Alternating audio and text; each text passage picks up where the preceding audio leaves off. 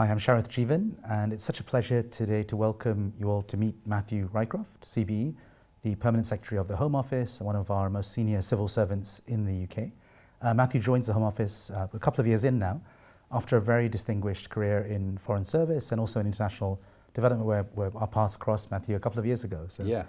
Such a pleasure to have you today. Well, I'm really glad to be here, Sharath. Thank you very much for the suggestion, and really great to welcome you into the Home Office and to have this conversation. Oh, thank you. I feel very, very welcomed as well, and it's so powerful.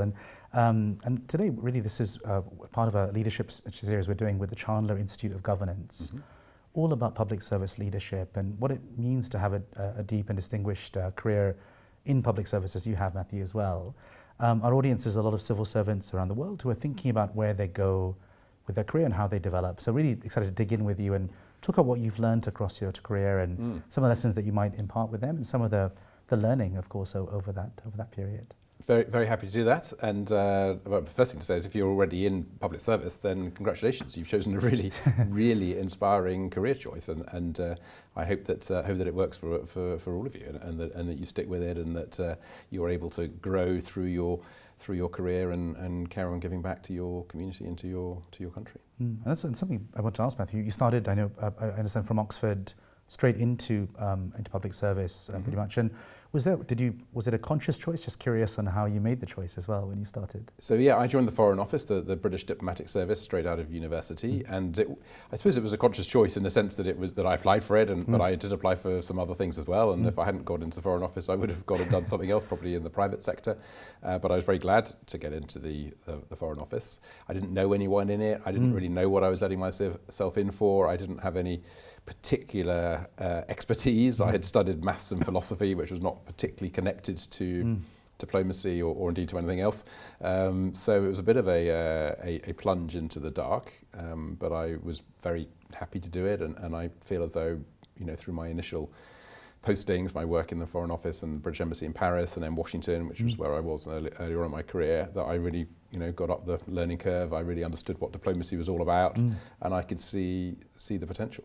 Oh, amazing. And I met a very talented colleague of yours who is a physics graduate, I think, as I came into the building today, Matthew. And I imagine if you're talking to the younger Matthew starting off in his career, what advice would you give the younger Matthew? What things do you think, what perspective would you provide, having seen this journey unfold, really? Well, first thing is don't forget to enjoy it. It is a journey, and some of it is difficult, and the issues that you're dealing with in public service are inevitably the most complex that your society or your country or the world is facing. That's the point. That's why they are having to be solved by the public service.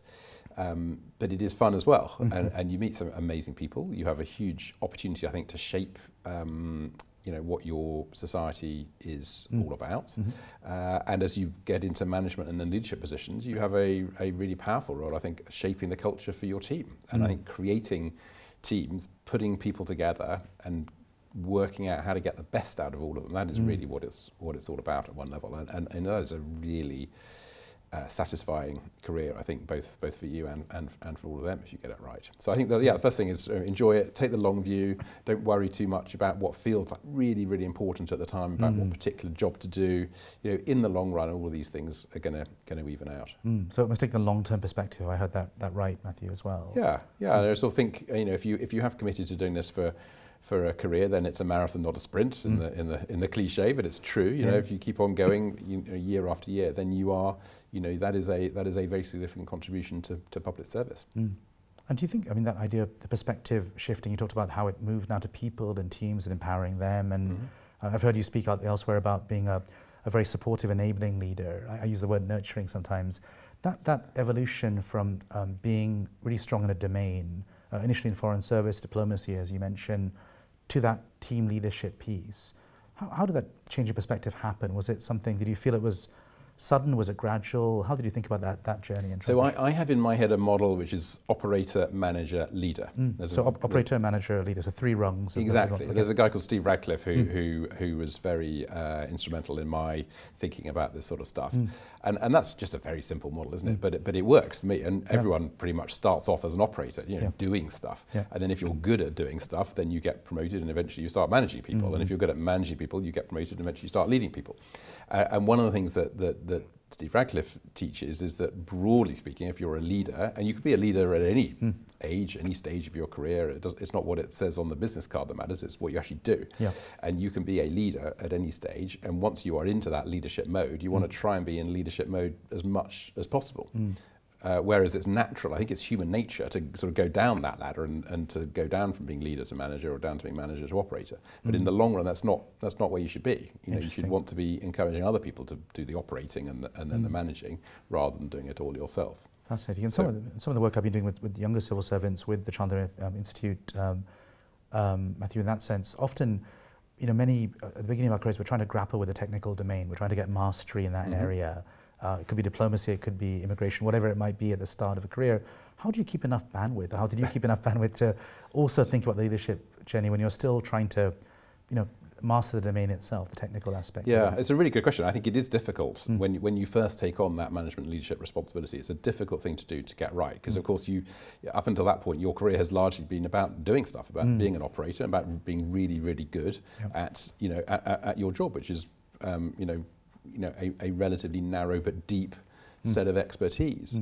And of course, every organisation needs that. But as you gradually shift into leadership roles, you realise that you also need the breadth. And in order to have the breadth, it's not just that you can't keep up with the detail of the expertise, but you shouldn't even be trying to, because someone else can do that, and someone else can do it way better than you can. At least way better than I could. So that's the I think the thing to think about is what can I do that only I can do. And I have a little mantra to myself now, which is to only do what only I can do.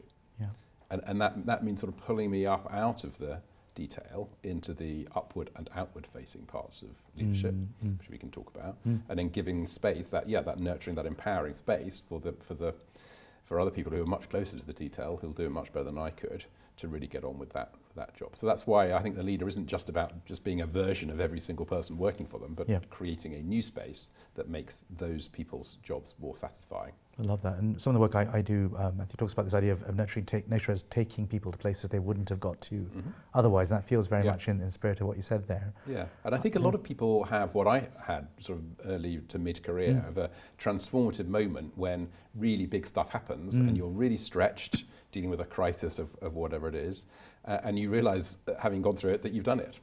That you've done something which you really didn't think was possible. And that happened to me after my first posting in Paris, when I was working on the Balkans, which were in the 1990s. That was where, you know, a very big set of wars was going on in Europe, and I ended up pretty much by chance going to the Dayton peace talks, which is where the war in Yugoslavia was ended, or the war in Bosnia rather was ended.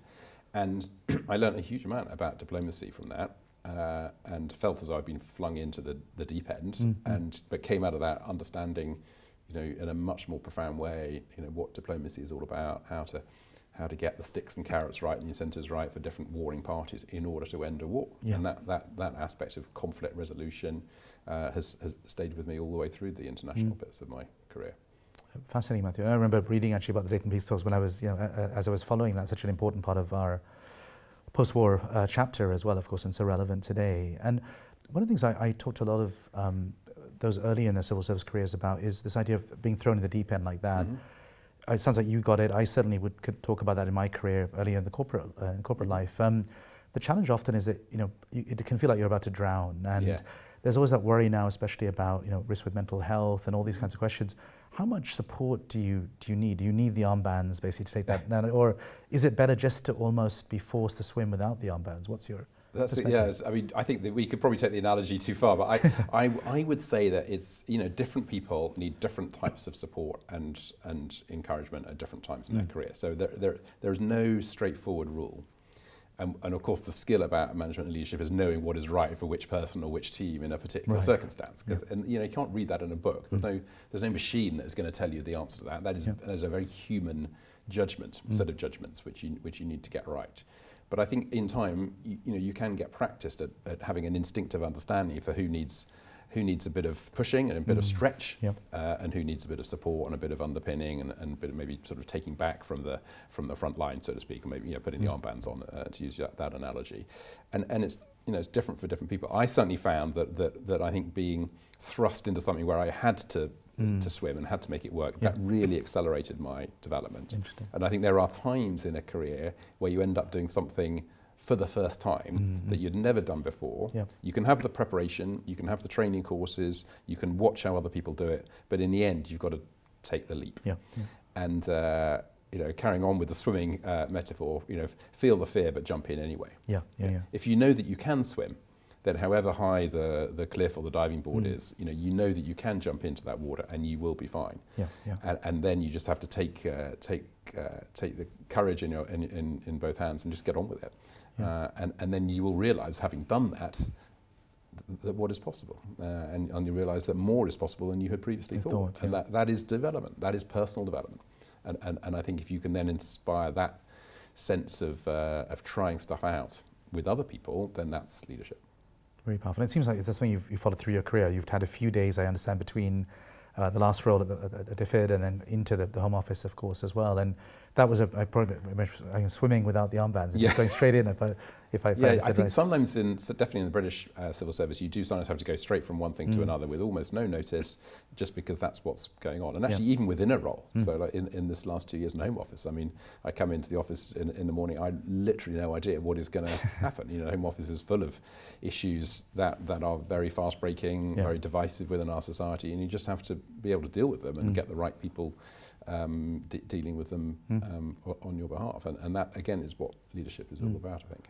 And I want to dig into a couple of aspects of that, if it's okay, Matthew. One is around the idea of that emotional safety. You know, we've seen this again and again in many surveys around the world with workforces. That's coming up again and again. How do you, so it's great that transformative experience, you're going to really stretch yourself, throw yourself into the water, start swimming is fantastic. And I can see how that can propel us in terms of new forms of mastery. There's always that worry, that niggle about what happens if something goes wrong. Yeah. Is it the end of my career? And often in public service, there's high stakes with some of these things. How do you create that for yourself and for others as well? So I think you're right. It is high stakes. As I said at the beginning, the issues that the public service tends to deal with are the world or the countries or the society's most difficult ones. That's why it's up to us to help solve them or manage them. The money that we are spending is typically taxpayers' money. So, you know, it's very hard to be entrepreneurial in the sense of, we'll just try something out, and if it doesn't work, it doesn't matter, fail fast. I mean, that is a brilliant aspiration to have, but it's quite hard to do that with public money. Interesting. And I think we should get better at doing that, by the way, and have better incentives to allow us to do that, because in the long run, it is value for money to try stuff out, and if it doesn't work, then you stop it and do something else. But it's quite hard to do that within the current context. Right, but I think, going back to your point about individual resilience and what individual people need, again, just remembering that different people need different things. And if the COVID pandemic has had one silver lining, it is the sense that resilience and mental health and well-being are just much higher up the agenda. And that's a really good thing, because, you know, different people are impacted or stressed by different things. And I think one of the challenges as a leader is to understand that the things which I find most difficult are not necessarily the things that everyone else finds difficult. Simply some things which I have sort of got used to now, for other people are incredibly stressful. So having a better sense of the people around you is really, really important thing. Yeah, there's also a sort of interesting, not paradox, Matthew, but I guess a sense that I'm sort of hearing this thread through this conversation so far of this idea there's no one size fits all when it comes to leadership, and every person is different. It's about adapting your style to the context and understanding that person quite deeply. I think I believe that very strongly, and I think that's probably even a public sector point even more than a private sector point, because in the public sector there are always other leaders around. You know, you cannot be the hero leader that has everything in your own image. It just doesn't work, because you know, certainly if in the British system we have ministers. You know, we all work to ministers, and the political direction that the government sets is very much for them, the elected people. And the civil service job is to, if you like, fit in with that, to advise them on how to do that, but then to accept what it is that they decided, and then to operate it, to help them operationalize it and turn it into action. And so the sort of leadership that works, I think, in that context is actually quite adaptive, quite flexible. Doesn't mean you'll stand for anything. Doesn't mean you'll sort of just roll over and just go with the flow the whole time. Of course, you've got red lines and values and vision and a mission and a purpose, but it does mean that you are adaptable to the content, to the stuff that you are doing, and to the people that you're doing it with. So I think being open to creating a different sort of environment, depending on those external factors, I think is another thing that I would leave people with. Interesting. I was talking a lot to some of the cohorts of civil servants about this idea of work, especially in public service, being wicked, in the sense that there's no obvious technical solution, that there's a million permutations almost every second in terms of context and colleague you're working with as well on that point, Matthew, as well. But and I hope that people can turn that into a positive. I mean, that's a good thing. I mean, that's why it's so interesting. And again, if it wasn't a wicked problem that we were dealing with, someone else would have solved it by now. We wouldn't have to deal with it. So by definition, the stuff that is still left to be solved, or that's still left for us to solve, is going to be really complex, really tricky, probably quite ingrained in our society or in our culture some way, one way or another. And so setting up, systems and processes and teams to deal with all that sort of stuff is going to require the very, very best people. Oh, fantastic, Matthew. So I've got a really strong sense of this idea of perspective and what you've learned over your really distinguished career in this area. Let's shift to this idea of essence as well, which is more about the idea of, how do you create the core of a culture? And we were talking a little bit before we started about some of the changes in the Home Office, but also previous departments you've worked with before. How do you see that question of, what should a good culture be in the public service, in a work environment? So I spent the early part of my career only in one government department, in the Foreign Office, and there were different bits of it that had different types of culture, but essentially I was in one culture. And it's much easier to see a culture when you're outside it. Interesting. So I've actually found it easier in a way, I think, to lead cultural change in my two most recent jobs, where I was new to the department. So first of all, the Department for International Development, and now the Home Office. And I had never been a member of either of those departments before coming in as permanent secretary. And I think, a job of the leadership is to really set the right culture in a place. But again, it's very dependent on the specifics. It's dependent on the Secretary of State, it's dependent on the issues, it's dependent on the political context, dependent on the budget, all sorts of things. I mean, in the Home Office, literally the week before I started, we had the Windrush report that came out, which set out in very compelling detail, what was wrong with the Home Office, which was almost that it was institutionally racist. The Wendy Williams who wrote it didn't quite say that, but she got very, very close to saying that. So I felt that was our burning platform, and we had to change the culture. We had to really listen to those lessons that she was giving us and internalize them and turn them into a transformation program. That weren't just the ticking boxes of doing the 30 specific things she told us to do, important though all of those things were. It was something deeper than that, which was about really changing. And I think the essence of the change here was about openness. Openness to ideas from our own colleagues. Because when something goes wrong in an organisation, it's usually the case that someone or other knows what's been going on. And the problem is that the people who know what's going on don't feel as though they can stop it. And the people who could have stopped it didn't know that it was going on. So getting a sense of that it's safe to challenge, that everyone has a voice, that is really important to raise your voice if you have concerns. That sort of thing is part of openness. But it's also openness to people outside the organisation. Because sometimes departments or other entities can be quite closed.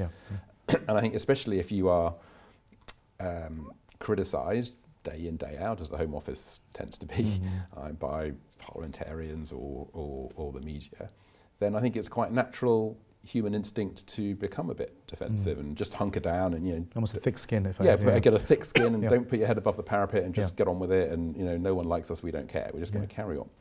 And that's natural but unhealthy. So I think what I'm seeking to do is actually to bring in some of the, if you like, skills or culture from diplomacy, of openness, of talking to people. And diplomacy is all about engaging with people who you don't agree with and trying to find the common ground. So I think for the Home Office, it's about listening to the communities who are impacted by our policies and our operations, and not just the ones who agree with us, but going to discover who disagrees with us and wanting to hear what their point of view is. But that is actually quite a significant shift of the culture here. In DFID, in the previous role, it was a different sort of challenge. It was more about connecting the poverty reduction purpose of that department with the national interest of the British government. Got it. So these ideas, I mean, if I take the Home Office example, I think there's sort of values of openness and almost, if I use my own words, discovery, because it's that sense of how do you discover this together with the world outside. So you came in, and then all of these, a lot to deal with, a very sticky wicket in that way. And of course, Wendy's report, then that idea of holding the mirror, Yeah. And how do you do that delicately but also impactfully? It must have been very tough as someone coming new in to have that openness within the organization. Any principles? What did you follow? I think it's really, really difficult. But as I was suggesting earlier, in one sense it's easier for an outsider. I think if you're in the organization, it's incredibly hard to see both the good things and the bits that need to change of your own organization. And of course, any organization needs that depth of expertise, that collective memory, the sort of sense of really belonging that you can only get from, you know, working for a very long time in one organization. But probably those people might not be the most objective when it comes to seeing the department or the organization as others see it. So in that sense, I think you do just need that mix. You need some people coming in, as I did, with literally zero expertise or investment in any of the particular things that the Home Office was dealing with. And then, of course, you try and get the blend between the people who know the organisation versus the people who can see what change is needed. And it's different people. And you know, if you're doing a big change, you don't necessarily want the people in charge who really, really know the status quo. Yeah, interesting. And that's a challenge as well, because equally you don't want to just come in and sort of just tell everyone how hopeless everything is and everyone's got to leave, because that's not true. But even if it were true, it wouldn't motivate people. So you've got to get the balance right between sort of praising and supporting on the one hand, the positives, and keeping those and not throwing all of that out, and just keeping on going. But at the same time, showing people what is not as good as it needs to be in order to be ready for the future. And that is really tough to do. And again, very context specific, so I don't want to give people a sort of golden rule to follow in every change program, because it's all going to be dependent on your own organisation. Interesting. And maybe if I mix metaphors now, I move to think of it more like a tightrope, where you're walking that tightrope where you've got it's that tightrope of staying on both with that external openness, but also having the expertise and not losing that depth as well, I guess. Yeah, I mean, I often have tight ropes in my mind as well, actually, and the problems are falling off one way or the other way. So, yeah, there's lots of ways to think about it. But one way is, as you just said, you don't want to fall off the side where you've got a massive problem with people outside the department. But equally, if you're too connected with them and have no idea what's going on internally, you're going to fall off on the other side, which is that you lose the confidence and the trust of your own colleagues, and then that's even worse in a way, because then you've really got nowhere to go, because they're precisely the people that you need in order to keep the show on the road and then to change it. And it certainly feels like this here, but I suspect it feels like this everywhere, that you're always trying to do some version of business as usual and some version of change. You know, flying the plane while building it is the classic cliche in that space, but it's true. I mean, that is exactly what we're all trying to do. Deliver some services and just keep on going with a whole lot of stuff, but at the same time constantly improve, do it with fewer people or smaller budget or more technology, or to a better standard, all at the same time. Interesting. So it's almost two tightropes. One is kind of between that openness, the external internal, and the second tightrope is the here and now versus the future. Longer-term investment, yeah. And I was thinking, walking those two. And are there certain habits? So there's not an answer, I get at that, but do you make sure that you talk to lots of people externally? Do you have certain ways of making sure that you keep yourself honest between those different sources of energy and motivation as well? So yes, and I think using the word energy is is a very good one, I think, because I think being aware of your own energy is absolutely crucial, and just like really understanding yourself so that you know what matters to you when you're at your best. Obviously try and be at your best most of the time, but also knowing what puts you in less positive energy, trying to avoid that, but also when you can't avoid it, how you deal with it. That's really important, I think, and again, quite hard to do early in your career. I mean, I wouldn't have known where to start if I had that advice at the beginning of my career. I think now, though, I feel more comfortable with that sort of thing and encourage other people to think about that. So I think it really starts with your own self-awareness. So what really matters for you? Where do you get your energy from? There are no right or wrong answers. It's not about correcting those answers if they're wrong. It's just about knowing what the real answers are and what your real motivation is, and then you can, you know, find roles for yourself that really play to those strengths, and then you're most likely to be surfing the wave or whatever other metaphors we can get in here, or you know, downhill skiing, or you know, whatever it is, going with the flow, all those sort of senses where you're really firing on all cylinders, and that is the best place to be in order to help everyone else.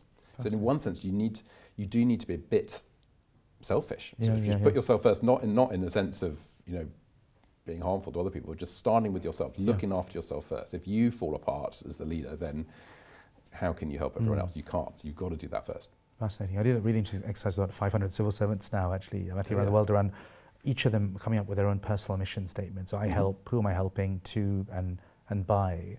And quite early, it was interesting as well, because I think that had been very much drilled into them that they should start with citizens and the public, and of course they should. But starting with that sense of self and leader first just helps ground them and figure out what their sources of motivational energy are as well. So, so I think for some people, that sense of self will instinctively come from helping the public, so that it sort of squares the circle that way. But for lots of other people, it won't. For lots of other people, the crucial requirement for them will be, I don't know, being paid enough to support their family, or doing a role that has some status attached to it, or whatever the thing is that really motivates you. I think just knowing what that is has got to be the right starting point. Got it. And for you personally, where do you find your energy? So for me, it was a mixture of supporting other people and getting the best out of other people, with giving myself something that was really stimulating and challenging. And the mix of those two things changes over time. Got it. But broadly speaking, I think I've been at my best when I've had both of those things going in the right direction. So the kind of nurturing and mastery elements, really sort of, and learning, I guess, as well, those key values. Yeah, the lifelong learning, in a way, gets more important as you get older, not less, which again was a surprise. I think if I told my younger self that was true, then I would have been very surprised. But actually that feels, I think, quite an important lesson, and not just for yourself, but actually for your team, for your organisation, that you want to be working with other people who want to be learning the whole time. And I certainly I love coaching and mentoring and sponsoring, all those sorts of things, but I can only do that with people who really want to learn. And if people don't want to turn up for those sorts of things, I'm not very good with those sorts of people. Got it. And so that culture again of ongoing desire to keep improving, growing, developing seems really important. Yes. Isn't that wider cultural change as well? Yes, I think so. And, well, then once you're in that sort of dynamic environment, then anything's possible. And even if, so at the moment, the British Civil Service has got to find huge headcount reductions, because that's what the government has decided. And you can only do that if you've got a fluid enough view about each organisation. You're going to need to restructure, you're going to need to reshape, you're going to need to really inspire and empower everyone down the line, if you like, of all of the different bits of the business to get on and find these new ways of doing stuff. You can't do that sort of thing by yourself. Got it. Because I don't have that expertise, I value it in them. And that's I mean, it's easier said than done to do that, but to really show those people that you care about that expertise, I think is important. And I hope that when it works, that is inspiring for them, because they realise that they're doing a job that only they can do, and I'm doing a job which is very, very different from theirs, and I'm not trying to micromanage them, but I'm trying to connect their expertise to something something else going on. But it's quite hard to do that. So it's almost one of the things I think this nurturing question is one I struggle with a lot, is that I work in many different sectors, and I know a little bit about each one, but I'm not an expert again. But it's how do you draw enough out and have enough to talk about and to build on, but also not build that expertise. It's a really interesting kind of... well, I'd be fascinated to hear the lessons that you learnt from other walks of life. But I imagine that, asking those open questions at the beginning that don't require any expertise for the person receiving it to hear it as a sort of valid question, and a helpful question, and a constructive question. And that's what you want, I think, to early on. I mean, again, especially in the Home Office, people do tend to hear an awful lot of criticism, so they don't need me coming along and criticising them even further. What they need is something more supportive than that, to draw out the best in people.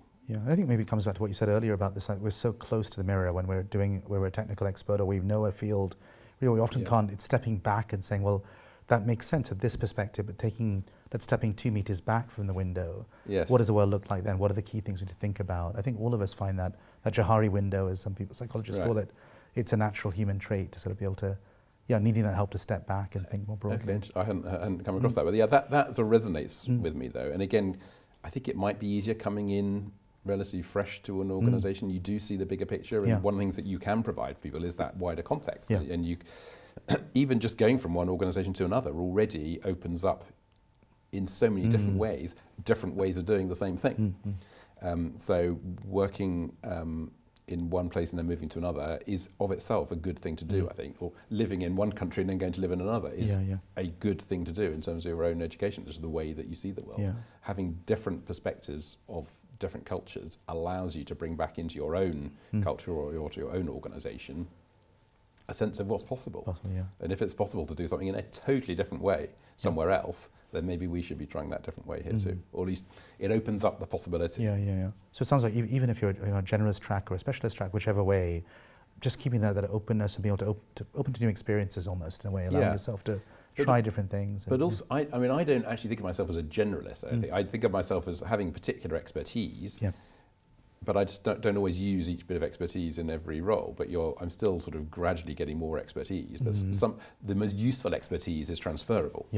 So if you like, it's expertise on how to run meetings, or expertise on how to, reach agreement with people who disagree with us at the United Nations, or those sorts of things are eminently transferable into other roles, rather than the expertise of what does the 1951 Act say about this, that, and the other. Yeah, it makes sense. Going back to our discussion about wicked work and that idea then that if it is messy, it's the problems that we can't solve technically, then the human elements of mastery become more important.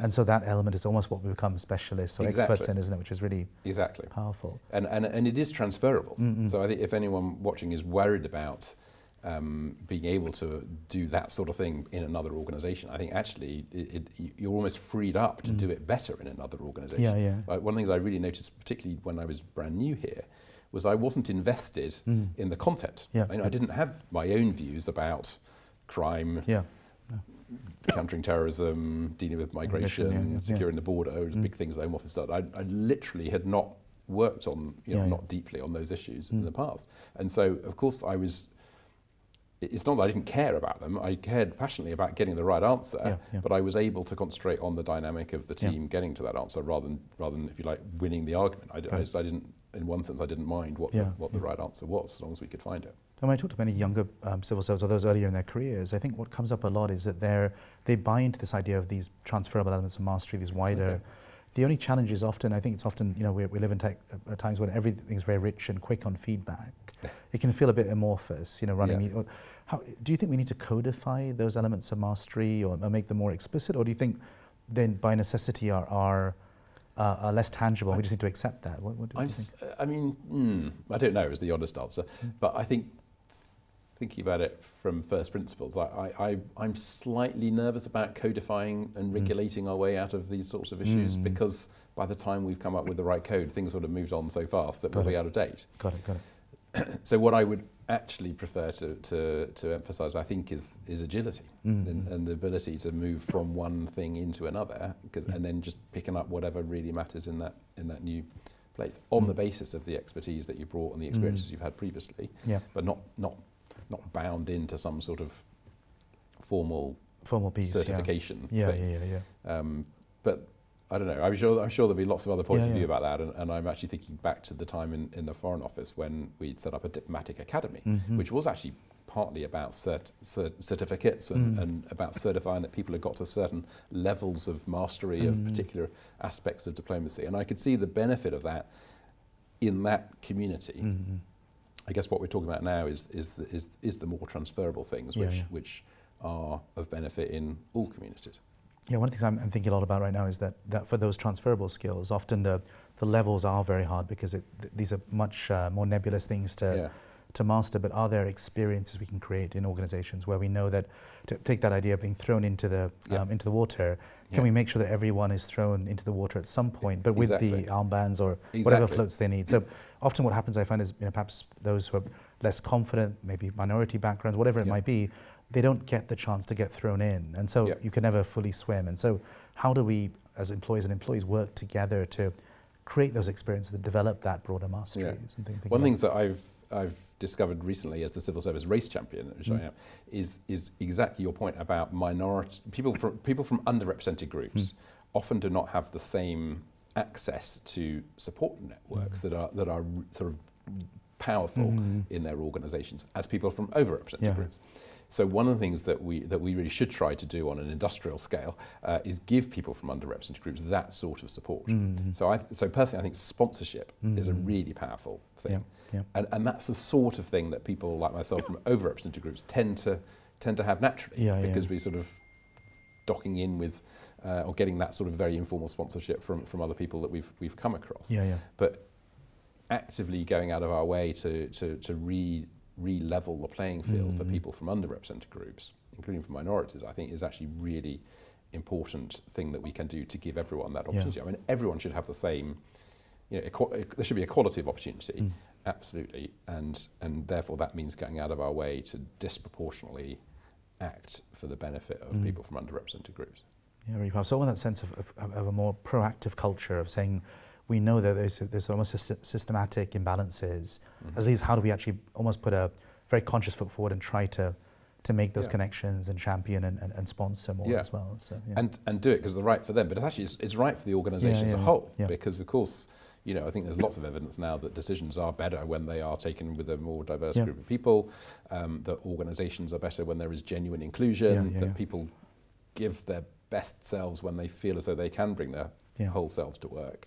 And so it's really a win-win. It is a win for the individual, but it is a win for the organisation as well. So it's not a cost to the organisation to do the right thing. So almost that sense that everyone helps, even overrepresented groups will also benefit because that culture allows them to be their full selves and express their full potential.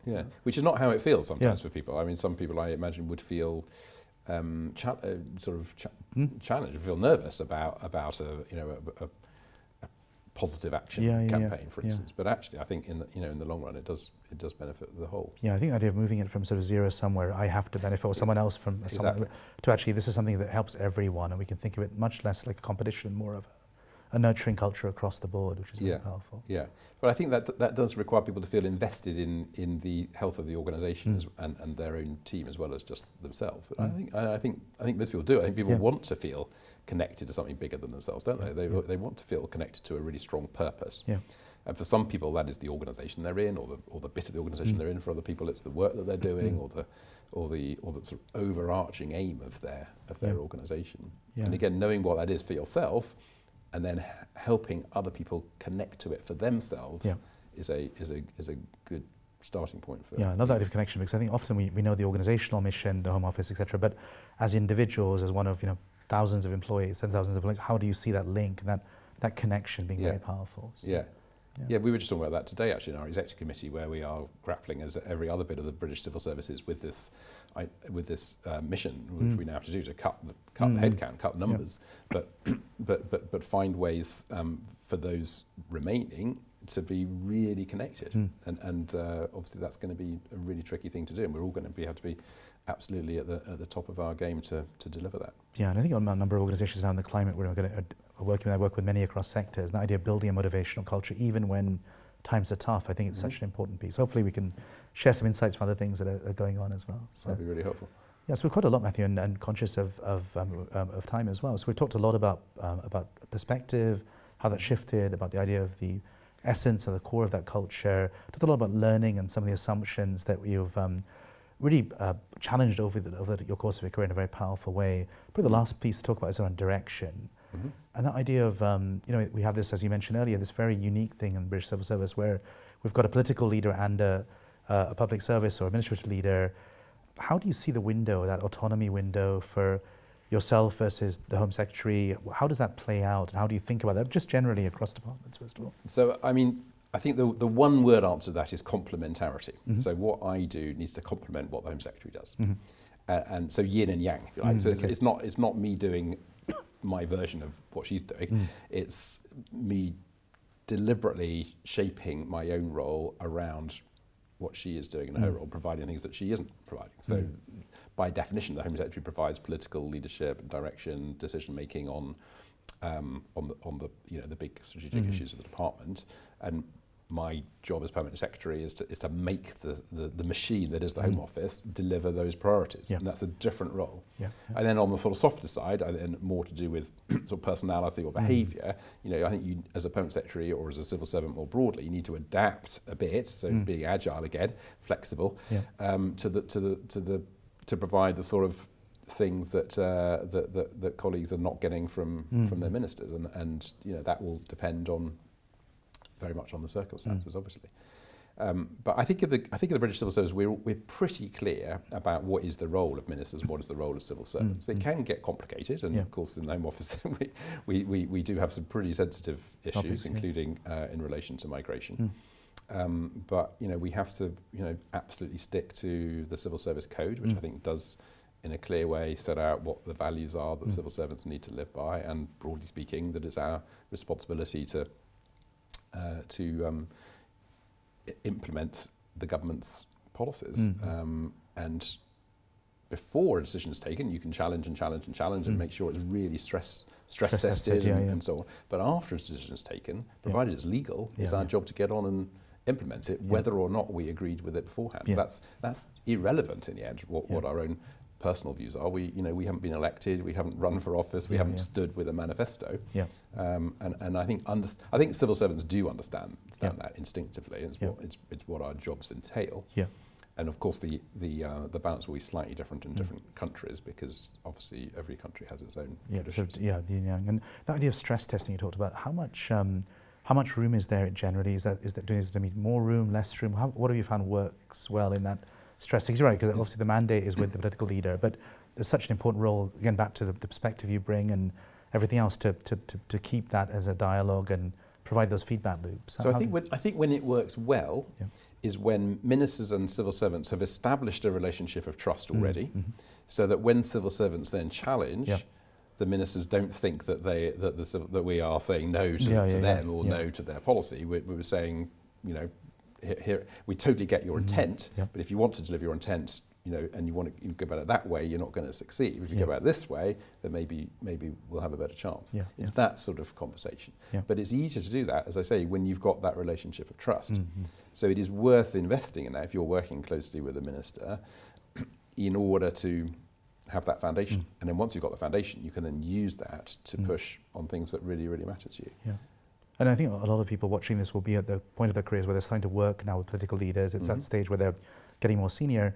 Any tips for building that trust? How do you do that in a way that's very authentic? Well, again, it will obviously depend on you and on them, the ministers. But first of all, don't forget they are humans. They have their own incentives and motivations. In one sense, politicians, in my view, are quite different from civil servants, in that they are motivated by different things. They're generally much more comfortable with conflict and tension. They like political dividing lines, whereas civil servants and diplomats tend to like consensus. But we are all humans. We are all trying to do the best job that we can. So trying to sort of connect with them on a human level, almost accepting that we have different roles and being clear with them about what those roles are. That's a sort of general bit of advice. But doing the relationship building early, so that you've then got that foundation. Got it. So Matthew, we've covered a lot. We've talked a lot about that mountain. There are many colleagues in civil service are climbing around the world around getting to that first point.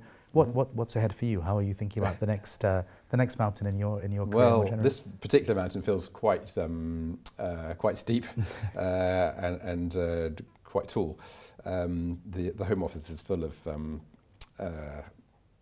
crevices and icy bits and slippery bits and some pretty difficult climbing ahead. It goes with the territory, but it is a fantastic team of people who are really motivated by the mission, and actually I think that people are up for the change as well on the whole, and so I'm totally focused on this role. I've done it for a couple of years, so we'll see. We'll see what comes along. No, thanks, Matthew. And we had such a fascinating conversation, and we didn't touch really at all on immigration or any of these kind of questions, more generally, whether it's crime or any of the other aspects of what the Home Office does. We've talked a lot about the leadership level, and what's come up for me so strongly is a sense of how human this role at the core is. And being a permanent secretary today, how much of it is about understanding people, motivation, potential, helping navigate direction, all of these kinds of questions. I mean, in a way that migration, crime, and the other things that we do, they're the content. But they're just the content, and they're the things that I had in mind when I was trying to respond to your questions about leadership and so on. But I think all of the leadership stuff is basically transferable. So the content and the context that we're working on here are obviously very specific to here. but the approach to it is one which I hope will be of benefit to people who aren't working here. Yeah, I know there's a famous saying in business that basically execution beats strategy for breakfast. Right. And is that true with the content versus the process, if you like, as well? I think it's culture strategy. Oh, sorry, so culture, right? Yes, I got culture strategy for breakfast there in that sense. Sorry, in that sense. So that idea of delivering and also building that strong culture as well. Yeah. Is that true, as you think, in public service as well? Definitely. Yeah. And I think that's the job. Of course, the other thing that I should have mentioned when you're asking about ministers and civil servants is that civil servants have got a stewardship responsibility, which is longer lasting than any one parliamentary mandate. Yeah. And that does give us, I think, a different perspective. That doesn't mean we should ignore what ministers are rightly deciding for now, but it does mean that we have a different perspective. It's not just about the here and now, it's also about the longer term. It's about the capability of the organisation. And I think some ministers do care very strongly about the capability of the organisation, but I think it's my job and our job to really lead that and care about that and try to carry on building that so that whatever comes in the future, whatever direction ministers take on the policy issues, that we've got the people who are ready and able with the right skills, the right expertise, and the right the right background, the right people in the right places, basically, to get on and deliver. Yeah, it's so important that long-term organisational culture building is such an important part. And Matthew, thanks so much for the chance to talk about these elements today. Huge thanks and all the best for your future endeavours. Thank you very much, and really great questions, and I hope of interest, and look forward to hearing from you about what other people have said in answer to similar questions. Definitely, Matthew, and I'm sure there's going to be huge value to those watching around the world who have so much to learn and to pick up from and to engage in as well. So thank you. Thank you very much.